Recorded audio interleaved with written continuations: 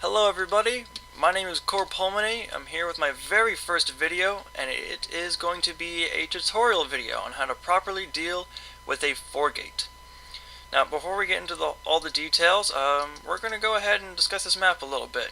This map is Backwater Gulch. Now this map, a foregate is very powerful on this map. A couple of the reasons why. First of all, proxy pylon locations. They're everywhere. Lots of easy places to hide proxy pylons. You can hide them here. You can even hide them over here in the back. You can hide them here, up forward more, over off to the side. Just proxy pylons can be placed all over the place. Another big reason, natural can be very difficult to defend. These two openings here and here are actually choke points. You may not think they are because they are fairly large, but if you try to engage a foregate here with, let's say, a Ling Roach defense, those Lings are going to have a hard time getting us around. One or two well-placed force fields and those Lings are dying. I guarantee, especially if he goes for a heavy zealot foregate, you're in trouble. Another thing is, even if you go for a pure Roach defense, if you can lure your army out to come and attack him when you still have sentries, you can just force field this ramp right here. You can just cut your army straight in half and kill a lot of your roaches, and then just come in for the killing blow and just end the game. First, for a little introduction, I am Core Pulmoney. Just call me Core for short, just makes it easier. I am a Masters level Zerg. I've been Masters ever since Season 1. I'm not the greatest player, but I'm not the worst player either. I think I'm pretty decent, but I'm definitely nowhere near pro level. My opponent is going to be the Red Protoss. I'm just going to call him Cal. He is also a Masters level Protoss. We both have about 300 points, so we're about even in terms of point and probably skill level. So we're going to go ahead and get this game started.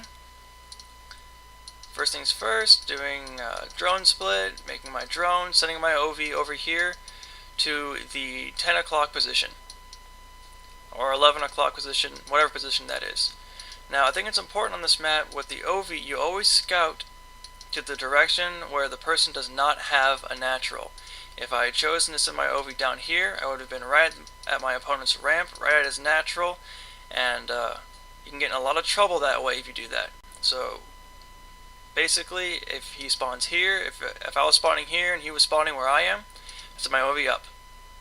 Another quick little tidbit.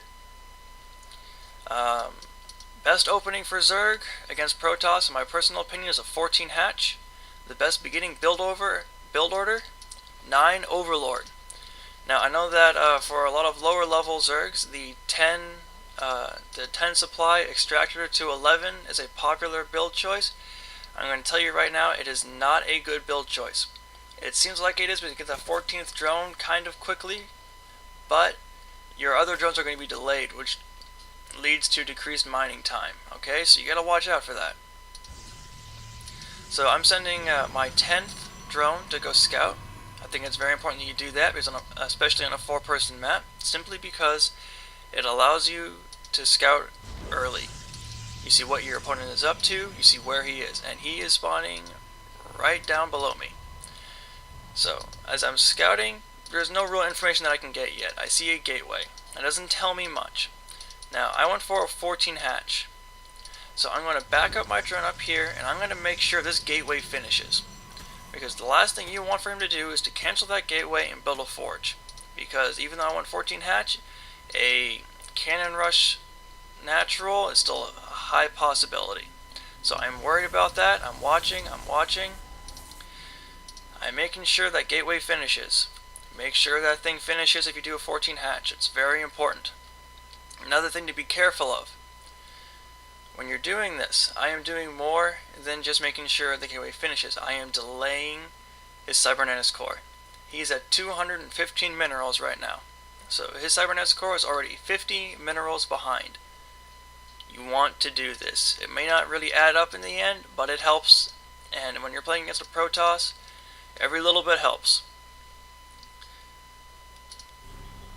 Doing all that. Also notice that as soon as I scouted him here, I am sending my overlords a different direction. I'm putting this overlord over here to my large ramp, and I'm moving this overlord down to the side. The reason why I'm doing this is because I want to have a good way to scout the foregate. I'm going to put my overlord right here, and then I'm going to fly in at about 5-minute mark is what I want to do. I don't know if the overlord is going to make it in that period of time just because of the pure distance I have to go, but it generally works out pretty well. So I went 14 hatch, 14 pool. My opponent, I see the Cyber Core.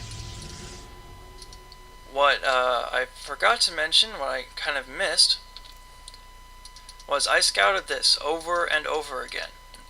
Now his Cyber Core finished, but I know he doesn't have a second gas yet.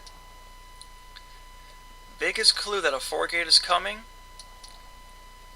really late second gas, or no second gas at all by the time the Cyber Core finishes. So watch out for that. You got to scout the gases. Another little scouting tidbit, never run into an opponent's mineral line. It's too easy for him just to grab a couple of drones, A-click, surround your drone and kill it. You don't want to do that. Returning to everybody view, we can see he has another gateway on the way, nothing to be concerned about yet. He does have warp gate research on the way. He does have 2 chronoboosts that he can use on the warp gate tech. So be very careful. So right now I am about 99% sure that he is going to foregate me. Just by seeing that second gas being so delayed, I am 99% sure. So we keep going. So I think a foregate is coming. Immediate Roach Warren. You want that Roach Warren at about 4 minutes is when you want to be able to defend it. Now notice that I don't have any drones on gas yet. When you do a 14 hatch, don't get drones on gas, and notice I'm only making 1 queen. You don't make a second queen. You need the extra minerals for that Roach Warren and for eventual roaches. Now once I throw this Roach Warren, I'm going to grab this drone here and I'm going to make a gas, because you're going to need gas to support roaches. So I'm grabbing a gas. Okay, I'm going to get an Overlord on 22 supply. It is also important. Look at my rally points. They're at my natural. You want about 6 drones here at your natural. And your main does not need to be fully saturated. 6 drones at your natural, and you want to grab another gas, just to help support the roaches. Okay? One thing I did not do that I should have done is make 2 links early on in order to scout for any proxy pylons or any probes just chilling out near my base. I have not done that yet. And so Cal has a probe right down here. Now he can probably put a proxy pylon down here, and he probably will. Notice my Overlord is still traveling. It is taking some time to get down here, because I did not send it down here in the beginning. So, continuing with the game, I am making drones. My queen is coming out. I'm at 22 supply. Now when you do a 14 hatch, you want to get your next Overlord at 22 supply. Okay, because you're going to be able to pump out units really, really fast. So now I have the 4 links in production to control the Xel'Naga Watchtower and to go to his ramp. My Overlord is still traveling, so I'm not going to be able to get there in time to spot the foregate, I don't think. It's not going to work. So I'm getting drones. Still on supply cat, keep a very close eye on that. And look, I have another extractor going down. A mistake that I made earlier was that I forgot to put drones onto gas when I should have. So I'm getting some more drones down here. Now, if a foregate is coming, you want spine crawlers. I would recommend 3. I'm only getting 2. But that's because I'm confident of my foregate defense, and it's also because, well, I just wanted the roaches. I recommend 3. I got 2. Do as I say, not as I do. So we're going to keep going. Now I'm getting these spine crawlers at around 5:30. If you can get them earlier than that, get them earlier than that. So I'm running with these lings. I'm going to scout up his ramp. Right here, I see 2 zealots, and I am seeing 3 sentries warp in. Now, with your lings, if you scout a zealot or 2 zealots and 3 sentries, you don't know if 4-gate is coming, or you saw him take that gas early, you might be thinking 3-gate expo. It's not a bad thought. You're probably right. 90% of the time, when Protoss go for these really early sentries, so these are a little bit late because of the warp gate tech, he is usually just going to try and do a 3-gate expo. But I saw him with a delayed gas. Now he did grab his gas, but it was really delayed. So 3 sentries, 2 zealots. Sacking Overlord, guys. Always scout with that sacking Overlord. It doesn't matter if you are 99% sure that it is a 3-gate expo or a 4-gate. Scout with the Overlord to make sure. So I do it. I run at the ramp. Now I'm running away. But his zealots are chasing me.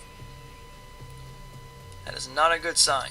So now I'm 100% sure it's a 4-gate. He's still chasing me, And this is why you control Xel'Naga watchtowers. Because now I can see what's coming. I know zealots, I know sentries. And he's pushing. Now I don't know if he has a proxy pylon because I didn't scout properly. Scout properly, guys. So he's coming at me. Spine crawlers are going to get up in time. And I am making roaches. I am scrambling to get those roaches out. Here they come. Pull away all your lings. Try not to lose any of your lings if you can avoid it, because you're going to need them later. He's warping in 3 more zealots, and he's going to get a quick poke in here. Alright, so he poked, and he saw a spine crawler. If you look more carefully, he saw 2 spine crawlers, a couple of lings, and a roach. If I didn't have these spine crawlers here, he'd probably push immediately. You want spine crawlers to help buy you time. You want them for defense. Another important thing, when you're fighting on this map, when you're engaging a 4-gate, if you can, fight near spine crawlers. They give you an advantage in the fight, and they allow you to do extra damage to the Protoss and come out on top even if you don't have enough units to defend it. Which right now, I do not. Big mistake I made. That Overlord. I never moved it. Guys, you have to move your Overlords. I'm going to lose 100 minerals right here that I need to rebuild. That's huge. That's a roach. I also made another mistake right here. I am leaving my Overlord just sitting in his base. It's another 100 minerals. That's 200 minerals. 75 minerals per roach.